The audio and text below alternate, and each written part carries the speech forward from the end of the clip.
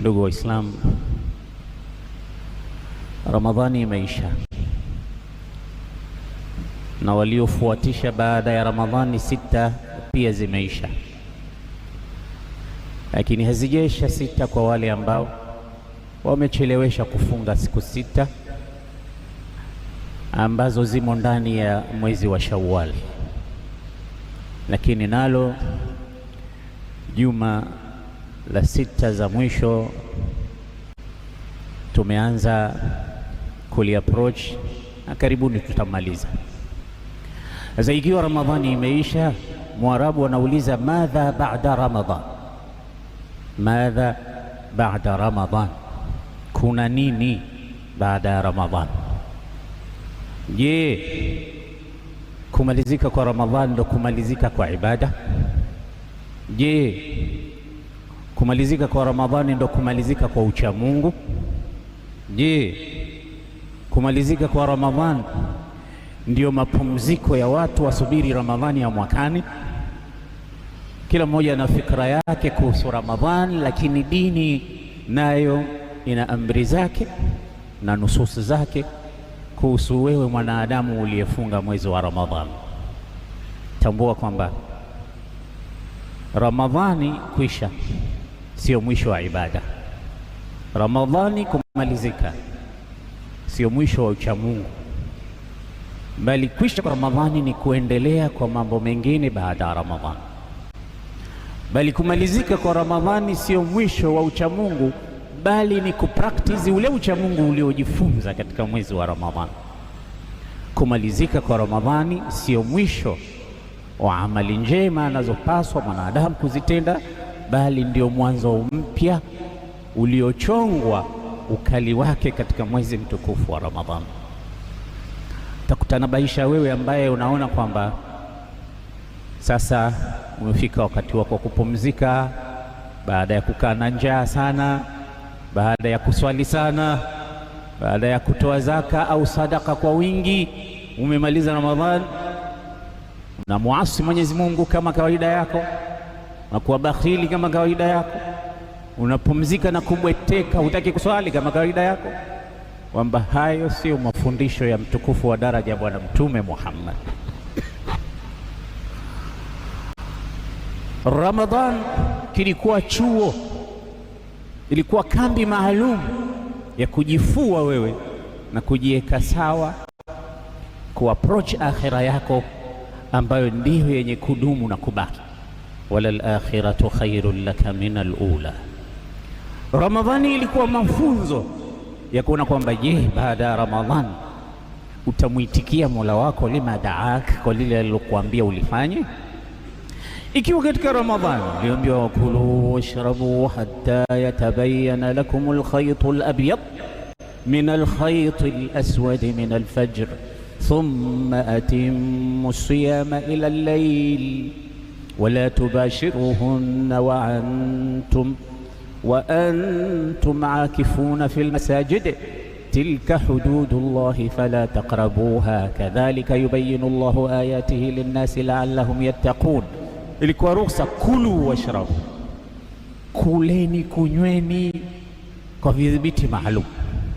Ukimaliza Ramadhani tu isome aya iliyomaliza sasa hivi, kadhalika yubayyinu Allahu ayatihi linnasi la'allahum yattaqun, utakuta maneno nasema wala ta'kulu amwalakum bainakum bilbatil watudlu biha ila alhukami litakulu fariqan min amwali nnasi bilithmi wa antum ta'lamun. Kisha yasalunaka anil ahilla qul hiya mawaqitu linnasi walhajj walaysa albirru bi an ta'tu albuyuta min dhuhuriha wa atu albuyuta min abwabiha, mpaka mwisho wa aya. Amekutajia mambo mawili muhimu, hadha ba'da Ramadan au bil ahra ba'da alayat allati kanat turshiduna wa tunabbihuna madha fi Ramadan. Baada Ramadhani tu kuleni kunyweni mpaka usiku uingie, baada ya kupita mchana. Msilale na wake zenu mchana wa Ramadhani, au mkiwa katika itikafu fanyeni dhawabit za itikafu, la tubashiruhun wa antum aakifuna fil masajid.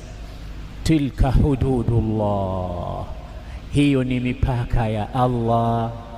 fala taqrabuha, baidu anha, msikaribie. Kadhalika yubayinu Allahu ayatihi linnasi la'allahum yattaqun wala ta'kulu amwalakum.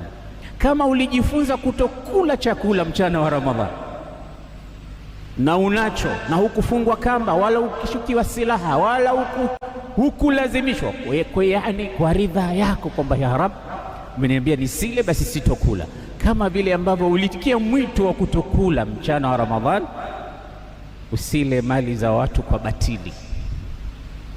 Yule aliyokukataza kula chakula mchana wa Ramadhani na ukatii, ndo huyo anakuambia wala taakulu amwalakum bainakum bilbatil wala taakulu amwalakum, yani amwala nnas. Kwa nini hakusema wala taakulu amwala nnasi bilbatil, msile mali za watu kwa batil? Kasema msileni mali zenu. Kwani mtu anaambiwa mali yake asile? Kwa nini asile na ni mali yake? Yani Qur'ani inataka kukuambia mali ya mtu ione kama mali yako, sio wale wanasema mali ya manga twanga. Hata mali ya manga ni mali ya mtu, ione kama mali yako. Wala taakulu amwalakum bainakum bilbatil. Na zipo anwaa nyingi, aina nyingi za ulaji wa mali za watu kwa batil. Hata ukimwoa mke ukimpa mahari nusu, alafu baadaye ukakaidi kutompa mahari yake mpaka ukafa, umekula mali ya mtu kwa batil, hujampa mahari yake. Ni wangapi wanadaiwa mahari hapa msikitini?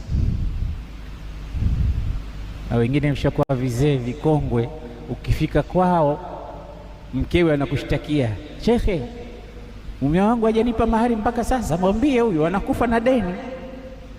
Huyu anajichekia mke wangu mpaka leo unanidai tu. Ndio unadaiwa zako, haki yake. Wazee, msinikazie macho wala msinichukie, wengi wetu tunadaiwa mahari na wanawake. Alafu tena cha ajabu inakuja baadaye, watu wanarithi, unajua kama mama alikuwa anamdai mzee. La haula wala quwwata illa billah.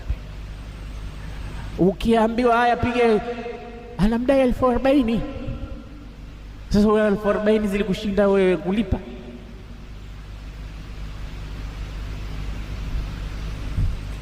Na maneno ya Mtume sallallahu alayhi wasallam, atakaye kwenda kukutana na Mwenyezi Mungu siku ya Kiyama hakumlipa mwanamke mahari yake, laqiya Allaha wa huwa zanin, atakwenda kukutana na Mwenyezi Mungu akiwa mzinifu.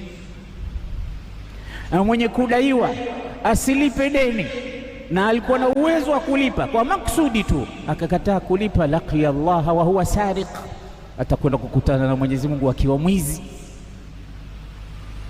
Lakini Mwenyezi Mungu anajua kuna wengine wanataka kulipa hawana uwezo. Mwenyezi Mungu anasema, Mtume anasema mwenye kuwa na nia ya kulipa na hakuweza kulipa, Mwenyezi Mungu atamlipia.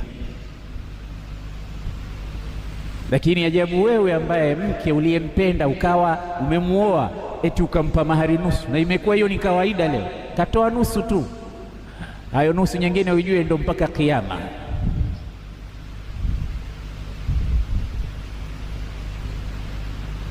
Ukirudi nyumbani leo kamuulize mkeo, mahari yako imebaki senti ngapi, pesa ngapi? Hata kama una miaka 40 katika ndoa, wewe unajua utakufa lini?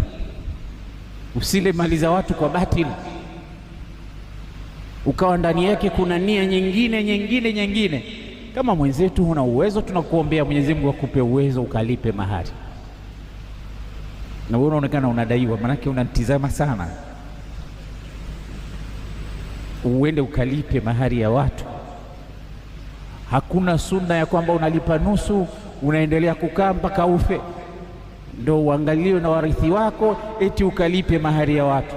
Walipeni mtu Allah sema, wa atun nisaa sadaqatihin, wapeni mahari yao. Allahumma qad ballaght, Allahumma fashhad.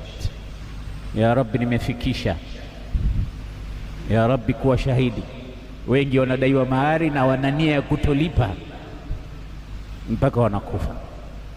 Mtume sallallahu alayhi wasallam anatufundisha kwamba baada ya Ramadhani, Qur'ani inatuelekeza kwamba baada ya Ramadhani sasa tuyatumie yale mafunzo tuliyopewa katika mwezi mtukufu wa Ramadhani, kwa kidokezo au kwa ukumbusho wa aya zinazokuja, wala taakulu amwalakum bainakum bilbatil. Mtume sallallahu alayhi wasallam katika hadithi sahih asema, mwenye kuchukua mali ya mtu kwa batili, akala kwa mkono wake akakata kisehemu cha mali kwa batil, na au akaiapia ngombania kwake wala si ya kwake kwa batil, amejikatia moto, mahala pake ni motoni,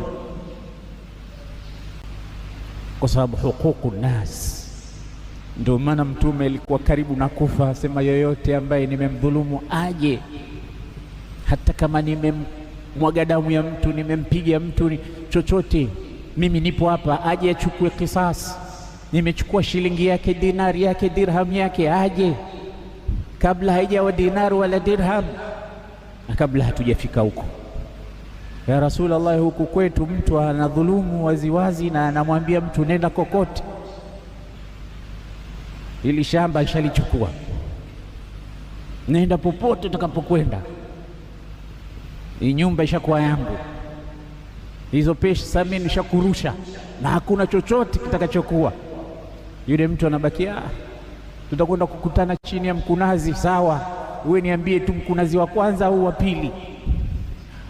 Hana uoga. Ya Rasulullah, kuna watu huku hawana uoga. Wewe unasema haya, nilochukua mali yake, niliyompiga, niliyomfanya chochote, haya kabla haijawa dinari wala dirham, achukue mapema. Huku watu wanasema niambie tu mkunazi wangapi. Hana hofu mtu ya kumdhulumu mwingine, ya kumwibia mwingine, ya kumnyanyasa mwingine, kwa sababu huyo Mungu muoni. Au hajaja mtu kutoka akhera akakwambia kweli kuna moto, unataka nini? Wakati Qur'ani na hadithi za Bwana Mtume zote zilikuwa wazi, zinakueleza kama we ni muumini kweli. Muumini inatakiwa kile anachosikia, samena wa ata'na, tumesikia ya Rabbi, tumetii. Alladhina yu'minuna bilghaibi, ghaib, muumini anaamini ghaib hata kama kitu hajakiona, lakini maadamu kaambiwa na Qur'ani na mtume wake, anajua hicho kipo tu, ni kweli. Akiapiwa Mwenyezi Mungu, akitajiwa Mwenyezi Mungu, utaona anaogopa, ana hofu. Ndio maana ni alama katika alama za kumjua muumini. Allah anasema, innamal mu'minuna alladhina idha dhukira Allahu wajilat qulubuhum wa idha tuliyat alayhim ayatuhu zadatuhum imana wa ala rabbihim yatawakkalun. Hakika waumini wa kweli, innamal mu'minun.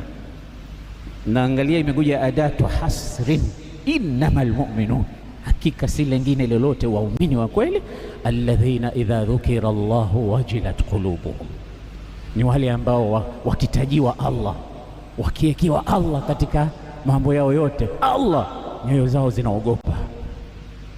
Bwana, unanidhulumu, Allah anakuona. Akiambiwa Allah, basi utamwona Bwana achukua haki yako, nisamehe. Lakini si waumini sisi, ukitajiwa Allah anakuona, anasema anatuona sote.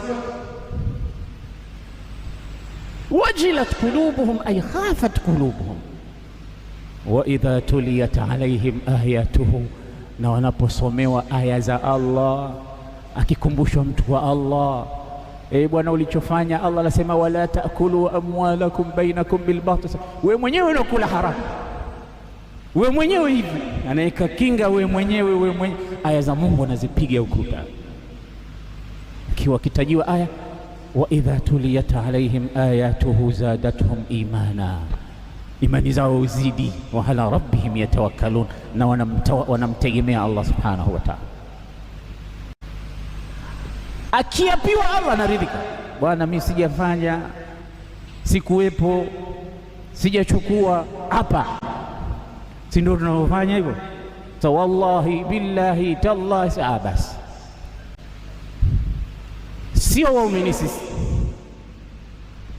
Mtu akikuapia majina 99 tuambia muongo, na muapaji naye vile vile anaweza kukuapia majina anayojua na asiyoyajua, lakini kumbe anaapa uongo. Tumekuwa watu wa ajabu, viapo vya ajabu. Ukiapiwa huridhiki. Muumini akiapiwa Mwenyezi Mungu anaridhika, na akiambiwa hapa anaapa ukweli. Nabii Isa alayhi wa ala nabiyina salatu wassalam, siku moja alipita sokoni, akamwona mwizi anaiba komamanga au anaiba apple, tufaa. Mwizi anaiba. Nabii Isa, unajua mtu mwizi unamuona, unamjua. Wewe umeenda katika biashara, unaona pita pita mtu namna anavyo, utajua huyo kibaka. Isa akamwambia, unaiba? Unaiba? Akamwambia, sijaiba. Akamwambia, wallahi nimekuona unaiba. Unaiba? Yule bwana akasema, wallahi sijaiba. Akaapa. Nabii Isa kwa kuapiwa Mwenyezi Mungu akasema, kweli hujaiba, macho yangu ndio yalonidanganya. Maadamu umemtaja Allah, hujaiba kweli. Na kamuona anaiba, lakini kayakadhibisha macho yake, kamwamini yeye kwa sababu kamweka Mwenyezi Mungu. Yaani wacha Mungu, ukiwaapia Mungu basi watasema macho ndo yamenidanganya, wewe ni mkweli. Wallahi umesema wallahi, basi hujaiba kweli. Ndio Abdullah ibn Abbas alivyokuwa na watumwa wake wengi, akimwona mtumwa wake amekuwa na adabu, anaswali swali sana, anamwambia, wewe uko huru, kuanzia leo si mtumwa tena. Wakaenda wakamwambia, bwana, hawa wanakuwa wakikuona wewe bosi wao ndo wanajitia wanaswali sana ili wapate uhuru, lakini hawana ucha Mungu mmoja hao. Abdullah ibn Abbas akasema, man khada'ana lillahi in khada'na la. Alikuwa Abdullah ibn Umar, sio Abdullah ibn Abbas. Abdullah ibn Umar, mwana wa Umar ibn Khattab. Ina maana wananiahada kupitia ucha Mungu, kupitia kwa Mungu. Atakayenihadaa kwa Mungu atanihadaa kila siku, kwa sababu mimi nahadaika kwa Mungu. Madamu ile kasimama, bismillahirrahmanirrahim, ndio ile mimi inanifanya niamini kwamba huyu mcha Mungu. Wacha Mungu wanahadaika kwa Allah. Ndio maana ukimpata mtu mcha Mungu, basi na wewe unajitia mcha Mungu ili upate kumuhada. Unataka mtoto wake umuoe, unajitia unajua kusoma, na ukiambiwa hapo soma aya 2-3 huzijui, lakini ukifika unajitia unasoma Qur'ani, unajitia unasikiliza Qur'ani, unavaa nguo za ili tu upate muradi wako, kwa sababu unajua anapenda nini. Anapenda kuswali bwana, basi unataja mambo ya sala. Unajua jana nilivyoamka usiku kuswali, hujaamka kuswali wala hujaamka kufanya chochote, lakini unajua kwamba mazungumzo haya yanamvutia, sababu ndio ada yake. Ndugu zangu, tuwe wacha Mungu wa kikweli kama tulivyofundishwa na Mwenyezi Mungu katika mwezi mtukufu wa Ramadhan, la'allakum tattaqun. Na aya zile za saum, kama kutiba ala alladhina min qablikum la'allakum tattaqun. Na mwisho, kadhalika yubayyinu Allahu lakum, kadhalika yubayyinu Allahu linnasi ayatihi la'allahum yattaqun. Ucha Mungu, je, umepatikana? Ucha Mungu kupatikana kwake, wala taakulu amwalakum bainakum bilbatil. Ucha Mungu kupatikana baada ya Ramadhani. Mbele yetu kuna nguzo ya haji. Yasalunaka anil ahilla, wanakuuliza kuhusu miezi miandamo. Qul hiya mawaqitu linnasi walhajj, waambie watu wana mambo yao katika hesabu za miezi. Wanawake waliozaa, wanawake walioachwa, wanawake waliofiwa, wanawake walio katika eda, na sisi wenyewe tuna mambo yetu ya hesabu, yote yanafungamana na mwezi. Lakini pia kuna mambo ya hija. Wanatakiwa watu waangalie mawaqit zamaniya, ambazo ni mwezi wa Dhulqa'da na Dhulhijja, mwezi wa Shawwal, mwezi wa Dhulqa'da, mwezi wa Dhulhijja, mawaqit ya mambo ya hija. Waanze preparation. Je, umeshajiandaa na hija? Na hija zetu sasa hivi zinabadilika. Sasa hivi ukienda baada ya Ramadhani upati tena nafasi, unatakiwa uanze mapema. Wale ambao hawajajaliwa mwaka huu, nenda katika taasisi yako unayoitaka, jiandikishe mapema kwa ajili ya mwaka wa 2027 1448 kwenda na 9, tumalize mambo ya hija. Mwenyezi Mungu inshallah atufanyie wepesi. Aqulu qawli hadha astaghfirullah li wa lakum fastaghfiruhu.